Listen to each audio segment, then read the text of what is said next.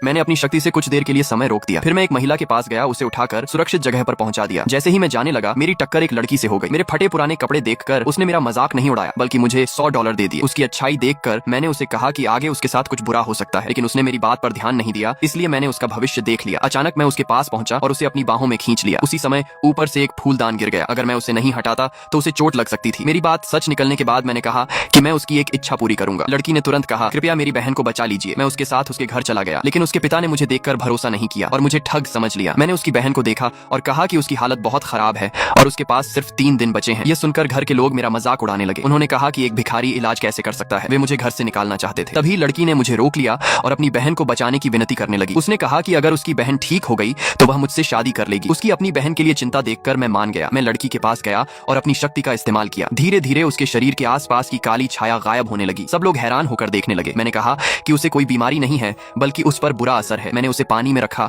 और अपनी शक्ति से उस बुरे असर को खत्म कर दिया। कुछ देर बाद उसके शरीर से काला धुआं बाहर निकला और गायब हो गया। बाहर खड़े लोग अब भी मुझ पर भरोसा नहीं कर रहे थे। वे दरवाजा तोड़कर अंदर आना चाहते थे, लेकिन कोई भी अंदर नहीं आ सका। थोड़ी देर बाद मैंने दरवाजा खोला और कहा कि अब वह ठीक है। किसी ने मेरी बात नहीं मानी। तभी लड़की ने धीरे धीरे अपनी आंखें खोल दी। ये देखकर सब लोग चौंक गए। मैं वहां से जाने लगा, लेकिन उस लड़की ने मुझे रोक लिया। वह अपना वादा निभाना चाहती थी और मुझसे शादी करना चाहती थी। मैंने मना कर दिया। मैंने उसकी बहन की मदद सिर्फ इसलिए की क्योंकि वह अपने परिवार से बहुत प्यार करती थी। इतना कहकर मैं वहां से चला गया। अगर आगे की कहानी देखना चाहते हो तो कमेंट में लाल दिल भेजो।